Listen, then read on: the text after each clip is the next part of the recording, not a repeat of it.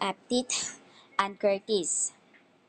Talaga namang hindi pinalagpas ang isang netizens kung saan ay sinasabing nakakairita English ng English at wala naman sa dialogue ang kanyang mga ini-English.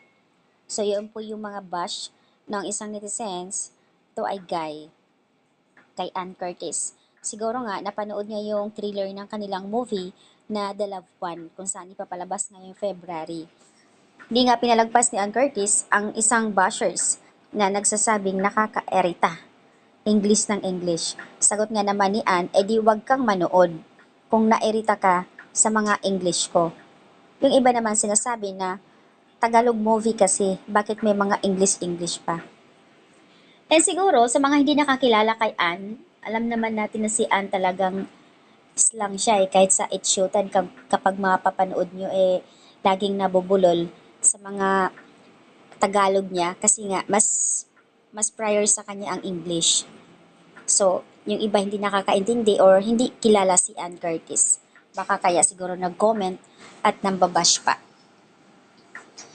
Samantala ay dinilit na nga ng isang username Mark Dave na kung saan ay nagsasabing nakakairita ang English mo, Ann Curtis.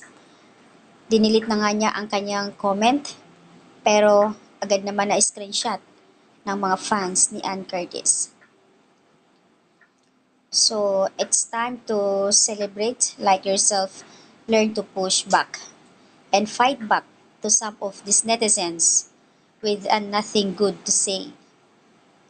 So, minsan naman kasi, may mga ibang netizens na basta na lang mambabash kapag binalikan sila or talagang nag-react ang mga artista, burado ka agad.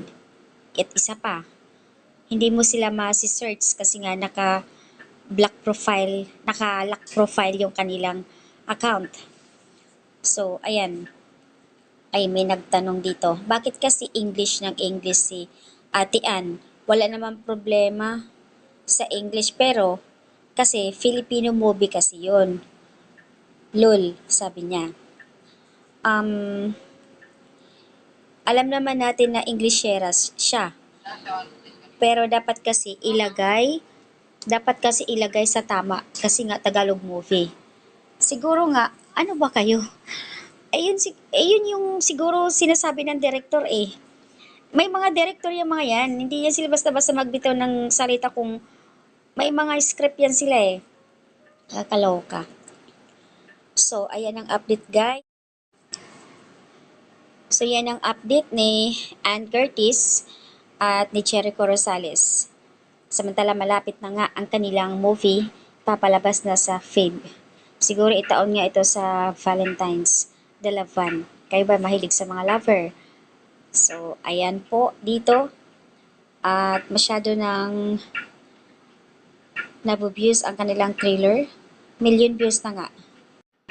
So, deserve na supalpalin ni Ann Curtis ang isang netizens. Bihira lang naman mag-reply ha. Bihira lang mag-reply ito si Ann. Pag may mga bashers, sinahayaan lang niya eh. Pero at this time, hindi na siguro niya pinalagpas yung kanyang, yung nagbabash sa kanya na English na wala sa dialogue.